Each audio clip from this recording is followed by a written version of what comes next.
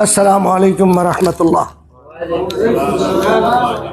الحمد لله وحده والصلاة والسلام على من لا نبي بعده وعلى آله وصحبه وعلماء أمة أجمعين أما بعد. দূরের কাছে দেশের বিদেশের যারা আমাদের মাহে রমজানের বিশেষ অনুষ্ঠান আর রায়ান শুনছেন, তাদেরকে আজকে একটি বিষয় নিয়ে আমরা আলোচনা করতে, সেটা হলো জরুরি মাসাইল, মাহে রমজানের জরুরি মাসাইল।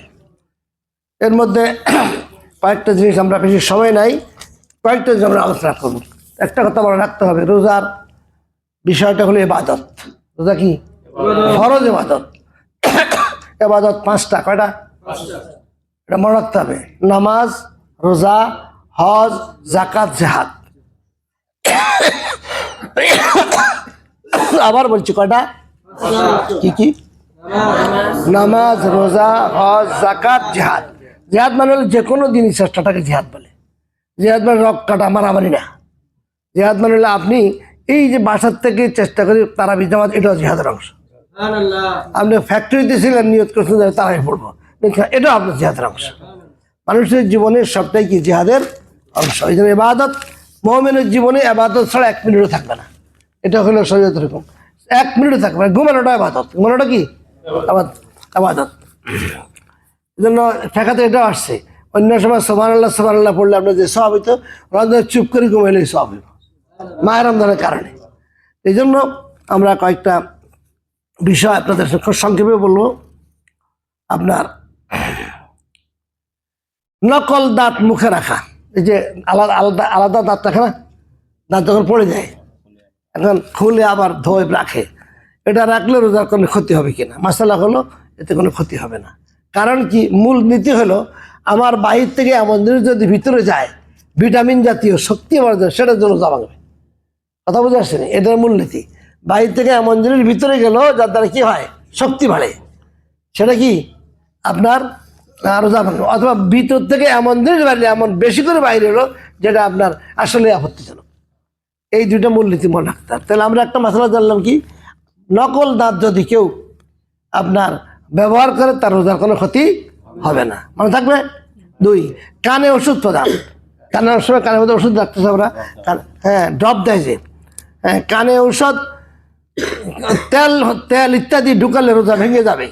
তবে গোসল করার সময় অনিচ্ছায় যে পানি কানে ঢুকে, তাতে রোজা ভঙ্গ হবে না।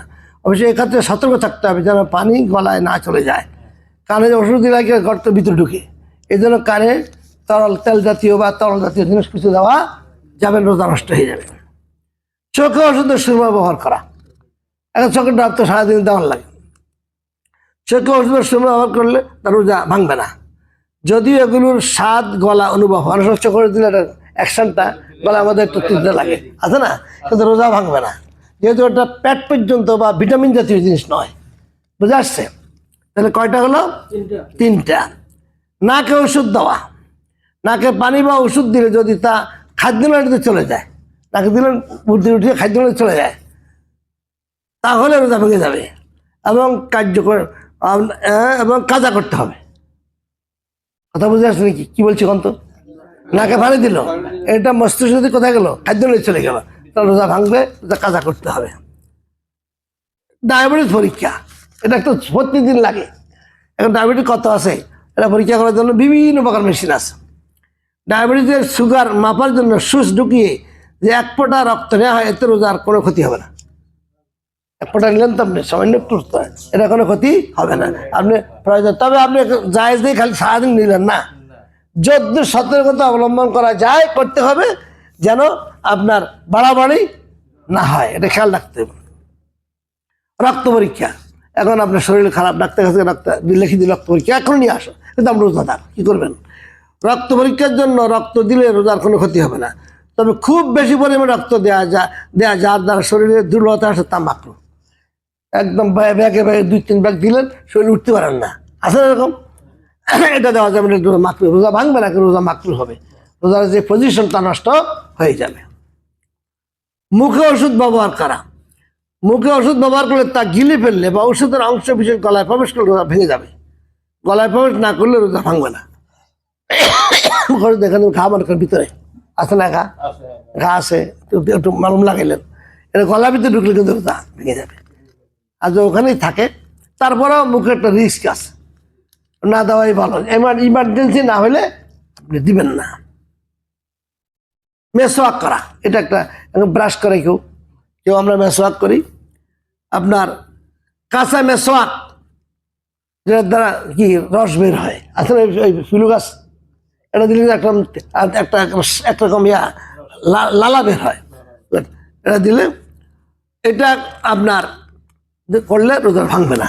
এটা ফিলু গাছের যেটা, এটা খাদ্য না, রোজা ভাঙবে না।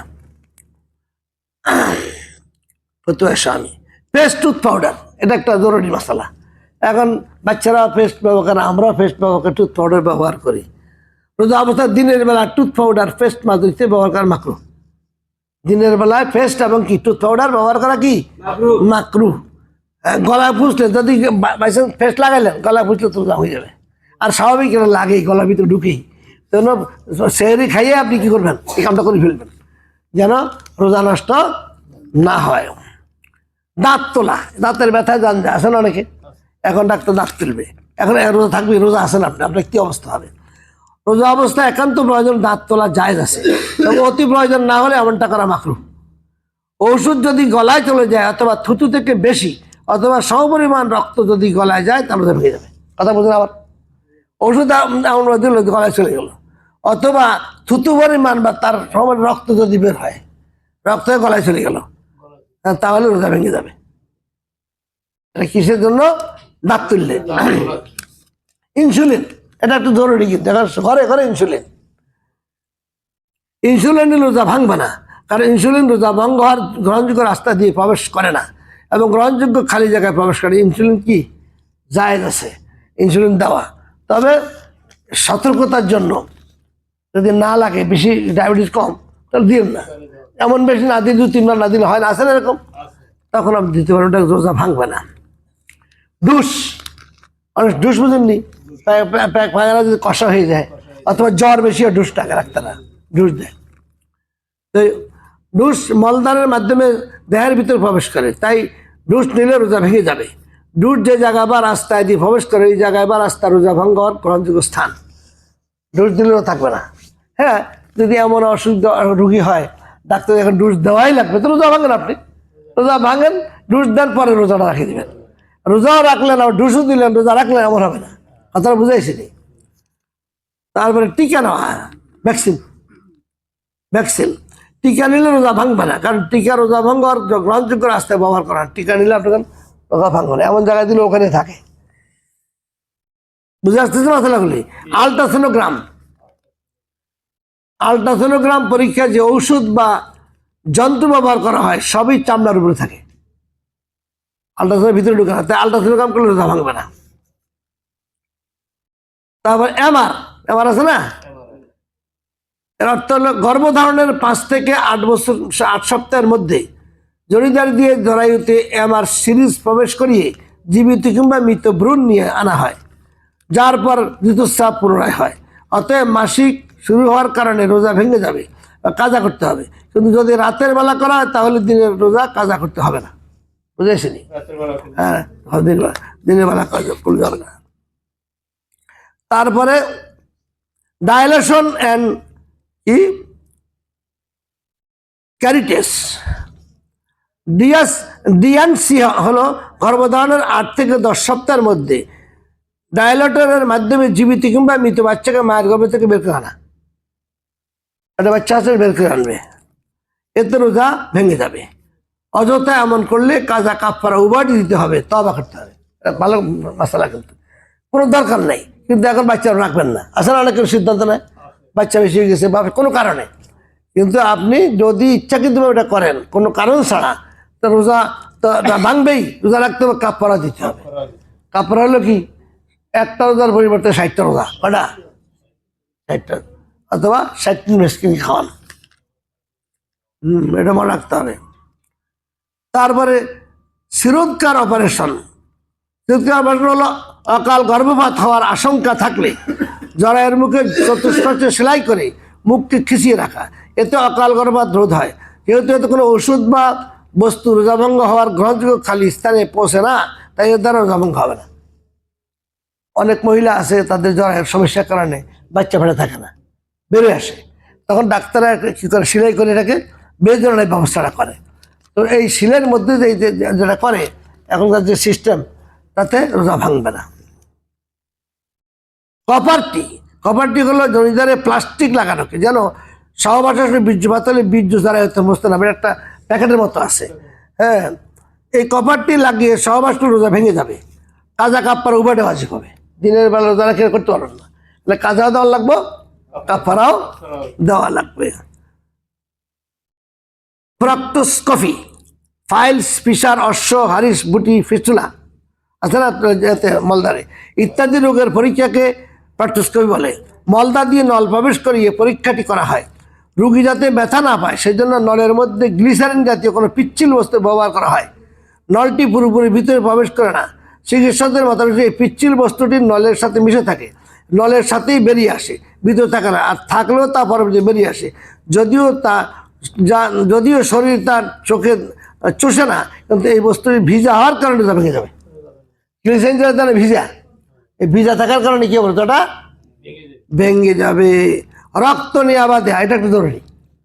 এখন খুব দরকার, ইমার্জেন্সি একটা লোকের রক্ত লাগবে, আছে না, আপনার আত্মীয় স্বজন যাই হোক বা বন্ধু বান্ধব দিতে হয় বা নিতে হয়, কোনটা করবেন? রোজা অবস্থায় শরীরে রক্ত বের করলে বা শরীর প্রবেশ করালে রোজা ভাঙবে না। রক্ত বের করেন আপনি, ভাঙবে না। প্রবেশ করালেও আপনার পেটে যাচ্ছে না, সেটা ভাঙবে না রোজা। মস্তিষ্ক অপারেশন, ব্রেন অপারেশন, যেটা রোজা অবস্থা মস্তিষ্ক অপারেশন করে ঔষধ ব্যবহার করা হোক বা না হোক, রোজা ভাঙবে না। মস্তিষ্ক যেটা, এটা পেটের সাথে সম্পর্ক পাই, এদের রোজা ভাঙবে না। অক্সিজেন ডিস্ট্রিবিউট করা আছে না, অক্সিজেন নেয়। অক্সিজেন রোজা অবস্থা ওষুধ ব্যবহৃত অক্সিজেন ব্যবহার করলে রোজা ভেঙে যাবে। ওষুধের সাথে আপনার পাতলা এবং পানি জাতীয় যদি অক্সিজেন থাকে তাহলে রোজা ভেঙে যাবে। তবে শুধু বাতাসের অক্সিজেন নিলে রোজা ভাঙবে না। তো বাতাস পাম্প হলে রোজা ভাঙবে না। যদি লিকুইড থাকে তাহলে কি হবে, রোজা ভাঙবে। দেখছি কত চিকন মশলা। ল্যাপারোস্কোপি, শিক জাতীয় একটি যন্ত্র দ্বারা পেট সিদ্ধ করে, পেটে সিদ্ধ করছেন আপনারা, এর পেটে সিদ্ধ করে পাইপটা ঢুকায়, ল্যাপারোস্কোপি বলে এটাকে। একটি যন্ত্র দ্বারা পেট সিদ্ধ করে পেটের ভিতরে কোনো অংশ বা গোস্ত ইত্যাদি পরীক্ষা করার উদ্দেশ্যে বের করে নিয়ে আসার জন্য ব্যবহৃত হয়। ভিতরতে নিয়ে আসে পাথর টুকরা, বিভিন্ন অতিরিক্ত জিনিস।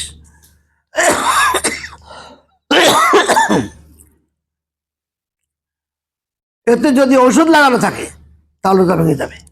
ওই যে পাইপটা ঢুকেলেন আপনি, ওটা লাগাতে হলে ওষুধটা তো পেটে দিচ্ছে, ভেঙে যাবে, অন্যথা রোজা ভাঙবে না। নাইট্রোগ্লিসারিন, অ্যারোসল জাতীয় ঔষধ, যা হার্টের জন্য 2-3 ফোঁটা জিহ্বার নিচে মুখ বন্ধ করে রাখে। ওষুধটি শিরার মাধ্যমে রক্তের সাথে মিশে যায়, ওষুধের কিছু অংশ গলায় প্রবেশ করায় প্রবল সম্ভাবনা, অতএব এতে রোজা ভেঙে যাবে। এটা বুঝছেন আপনারা? এই জিহ্বার নিচে দিয়ে রাখে আপনার ওষুধটা হার্টের জন্য, এটা রোজা ভেঙে যাবে। এন্ডোস্কোপি, চিকন একটি পাইপ যার মাথায় বাল্ব জাতীয় একটি বস্তু থাকে। পাইপটি পাকস্থলীতে ঢুকানো হয় এবং বাইরে থেকে থাকা মনিটরের মাধ্যমে রোগীর পেটের অবস্থা নির্ণয় করা হয়। পেটের ভিতরে কি আছে দেখা যায়। এই নলে যদি কোনো ওষুধ ব্যবহার করা হয় বা পাইপের ভিতর দিয়ে পানি ওষুধ ছিটানো হয়ে থাকে তাহলে ভেঙে যাবে। আর যদি কোনো ওষুধ লাগানো না থাকে তাহলে ভাঙবে না। মনে থাকবে তো? অ্যানজিওগ্রাম, হার্ট ব্লক হয়ে গেলে উরুর গোড়া দিয়ে এখান দিয়ে কাটিয়া বিশেষ রগের ভিতর দিয়ে হার্ট পর্যন্ত যে ক্যাথেটার ঢুকিয়ে পরীক্ষা করা হয় তার নাম অ্যানজিওগ্রাম। এই যন্ত্রটিতে যদি কোনো ধরনের ওষুধ লাগানো থাকে তাহলে ভাঙবে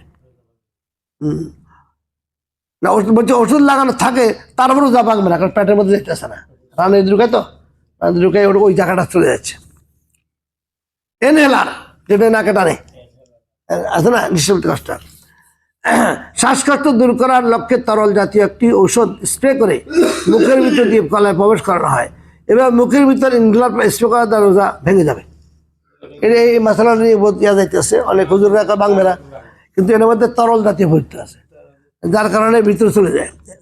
ইঞ্জেকশন রোজা ভাঙবে না, রোজা ভাঙবে না যদি বিজয়ী হয়।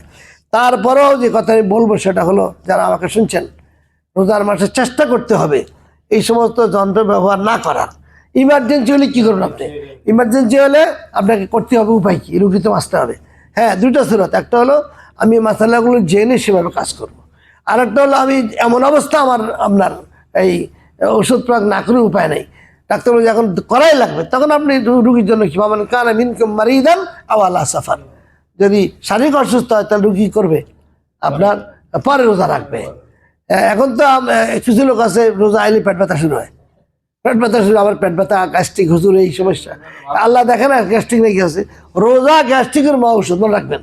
রোজা নিয়মিত রাখলে, তবে রোজা রেখে যে পেঁয়াজু, তারপরে সালাবুট আছে না, বেগুনি খাই টাইট করিয়া, কিন্তু পেটটা ভালো খারাপ হবে।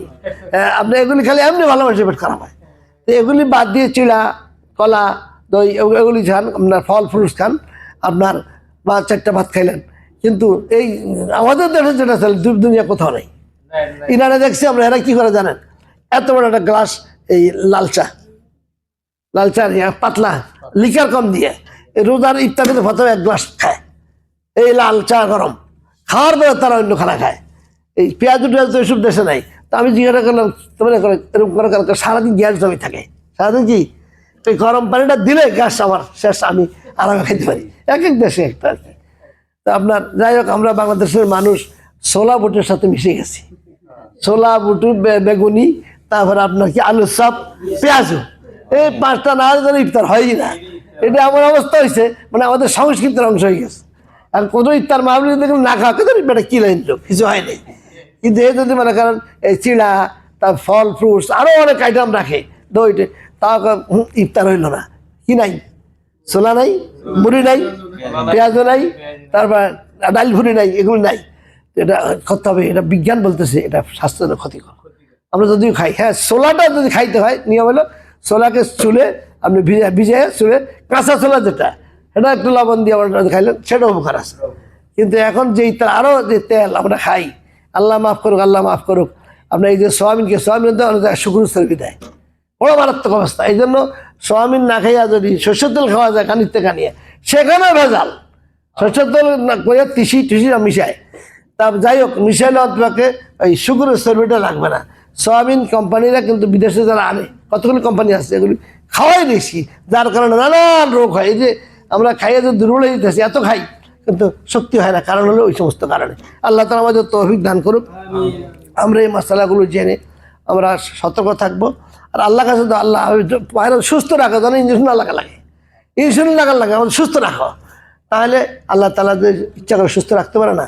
রোজাতে টাইম যদি মেনটেন করি, আমরা নিয়মিত নিয়মায় চলি, তাহলে কিন্তু স্বাস্থ্যের জন্য উপকারী। রোজা অনেক উপকারী, অনেক মারাত্মক রোগীরা কিন্তু রোজা থেকে ভালো হয়ে গেছে। ইনশাল্লাহ আরেকদিন আলোচনা করবো আমরা স্বাস্থ্য বিজ্ঞানের রোজা কি কি উপকার করে শরীরে, ইনশাল্লাহ আলোচনা করবো। আল্লাহ তাআলা আমাদের তৌফিক, আমা তৌফিক ইল্লা বিল্লাহ, বালাগাল্লাহু ইলা বিকা।